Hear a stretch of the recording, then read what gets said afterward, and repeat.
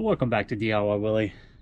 You know, for a long time now, and I tried to do it in the last video, I've been wanting to compression test Briggs the Briggs. The compression tool I have, I thought it had a lot of fittings on it, but it didn't.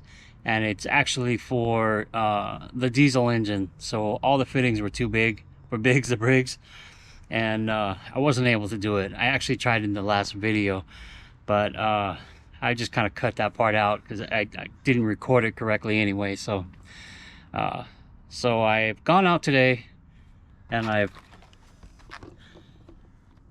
I've purchased a new compression tester tool.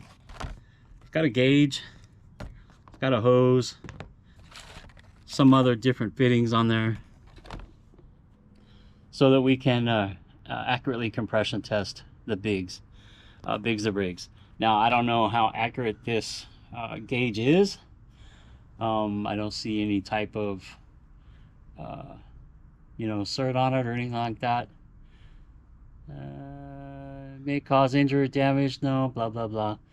Anyway, I don't know if it's tested for accuracy, but I'm going to use it anyway. It'll give me a good idea of where Briggs the Briggs is at. Now, the reason I want to do this is I know Briggs has a lot of blow-by. And I really can't get it past 3,800 RPM, even with the larger carburetor. So, I know there's a problem there somewhere. Also, the person I bought the Briggs engine from, off eBay, took it all apart. So, could be that it was wore out when I bought it. So, I'm hoping that if I test it now, and then after I rebuild it, it gets a higher compression. I think the compression is supposed to be like 60 or between 60 and 80. What is it, PSI? Yeah, it's PSI. Then I'll be good. If I get the compression up, Briggs might be a little bit faster. May pull easier or pull harder. The governor is broken in Briggs the Briggs and doesn't function anymore. I saw that when I had the side cover off. The weights in there are damaged, and it won't turn the governor. So I don't think the governor is the factor of why it won't go past 3,800. But yeah, I'm gonna compression test it. We'll check it out. We'll see where Briggs is at. If we can get, I think it's 60 to 80 psi. If we can get in that range somewhere, then we'll be good to go. Then I won't have to worry about it, and I'll just know that maybe the valves are not sealing correctly. That could be anyway, but maybe the valves need reseating and some valve job done on them. So with that said, man, let's get this in. Let's get this hose installed in there, get the gauge hooked up, give Briggs the Briggs a few pulls on the pull cord, and see what kind of compression numbers we get.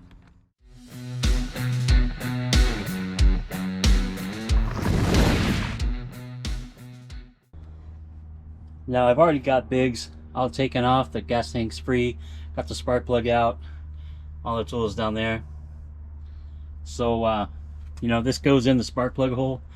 We'll go ahead and screw it in, and then we'll get a few pulls on it.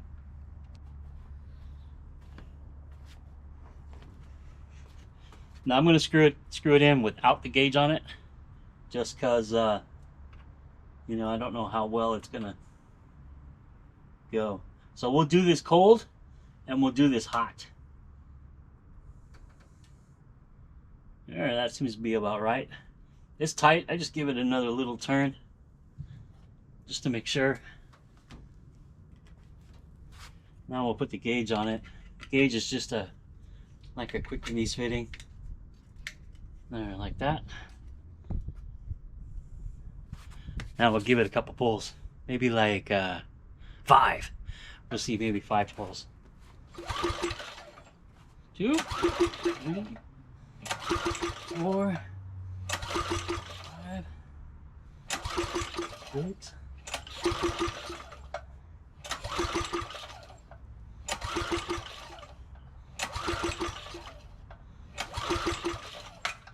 That was about 8 pulls, maybe 10. I don't know.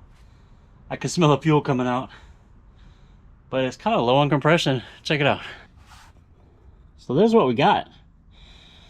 just a little bit above 30 psi. From what I understand, it should be between 60 and 80 psi, or thereabouts. You know, if somebody knows different, put it in the comments down below and let me know. Now, I'm gonna put it back together, take it for a ride, warm it up, and see if it'll increase on a warm engine. And that way we know where we're at when we rebuild it. So we've had Briggs out, took him for a good ride. I've got my infrared thermometer here, my laser thermometer, at the spark plug.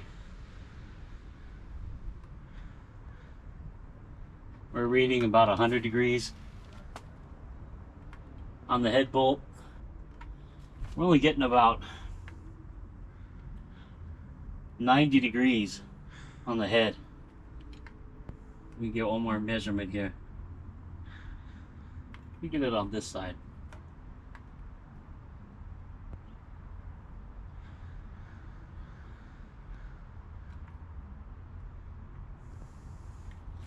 Anyway, 92 degrees.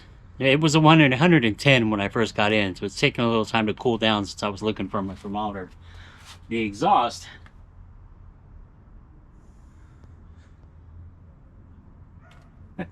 is only showing 64. So we're going to do the compression test again now that the engine's hot and see what we got.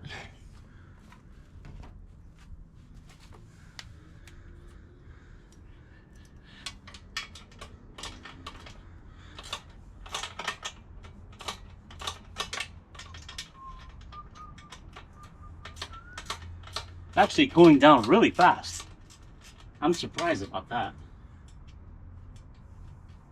I thought it would have been hotter, because when I first got in and tested it, it was about 110. I thought it would have been hotter, but that's fine.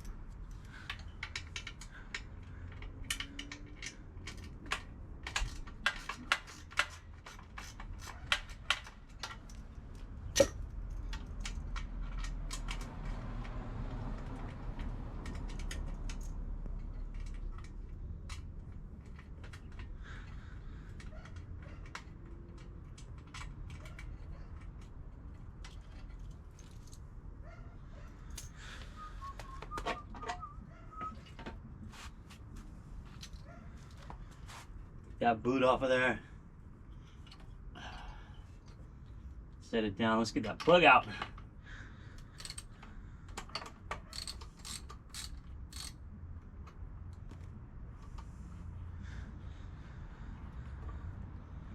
This is that E3 spark plug that's in there. It doesn't look that bad.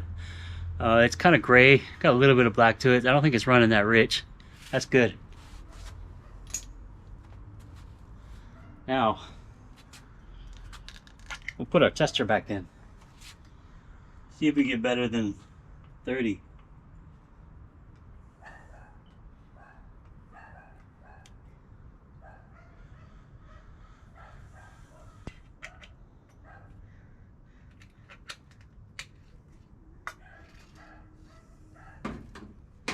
See how we do. We'll do about 10 pulls again.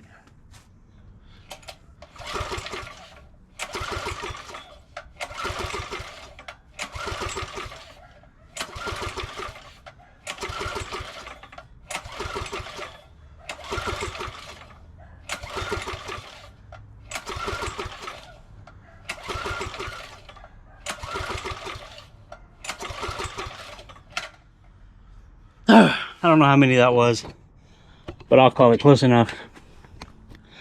You can see it barely made a difference. Barely made a difference. It might have moved just a little bit up. Not much at all. Now I believe this engine's supposed to be at 60 to 80 psi, and you know, we're barely getting over 30. Maybe 35. So it might even be like 40. I don't know. It's hard to tell by that gauge. The gauge goes from 30 to 60. So 40 and 50, you're in the middle somewhere. So it was about 40 psi, I guess. And well, that's low. So yeah, we'll be getting Briggs off of here, get it broke down. We got new rings for it, we got a new billet rod, we got new valves. We'll do a quick valve job. I think I got 18-pound rings for it. I ordered a cam, a 94SS cam, but according to Dynacams, they don't have the blanks yet to make the cam. It's a billet cam. They said another 2 weeks for the blanks to come before they even make it. So I guess it's on hold. So I may take the Briggs off of Max and get it broke down, get it taken apart, and start cleaning it up, getting it ready for reassembly. I can do everything except put the cam in. I really want to wait and get the cam in before I finish it up, so I'd have to wait on the valves to do that. But man, I can do the rings, the kind of polish up the hone on the cylinder. I can shave the head, shave the block, port the block, port the head, you know, port it out. And I can do those kinds of things. I ordered a new intake manifold from EC Carburetors that will lower the manifold, that will lower the carburetor and kind of put it off to the side. I was gonna make one, but it was like 45 bucks or something at EC Carburetors. Man, I'll just buy it. So that's on its way already, and I've already got the gasket kit and everything. So yeah, we're a little low on compression, and well, I kind of suspected that, but Briggs still runs good, man. I may do a top speed run with my GPS just to see what it's getting at right now with the torque converter and everything, and just so I have somewhere to guess it on when we put it back together. Anyway, just a quick video on the Briggs and Max and compression testing. You know, I wanted to do that. It worked out. Shows that we are low on compression. I guess it is about 40 psi. It's on that when it's hot. It's on that line just after 30, which would be 40. And when it was cold, it was just a hair above 30. So if you enjoyed the video, give it a thumbs up. Please leave a comment down below in the comments area if there's something I should do different, or if there's another suggestion you can make for me to do this. I'm always listening. I'm always checking out the comments. I always come back to DIYWILLY for your small engines and mini bikes and the MM80 frame. That's all I use. And of course my trucks and cars and whatnot. But I appreciate everybody. Thanks for stopping by and checking out the videos. And I'll see you next time. Bye. Alright guys, that time, after a lot of pulls just trying it, I got almost 50 psi. You can see right there. And well, Briggs is still low on compression, so it is going to get rebuilt just as we talked about. Alright, see you next time. Bye.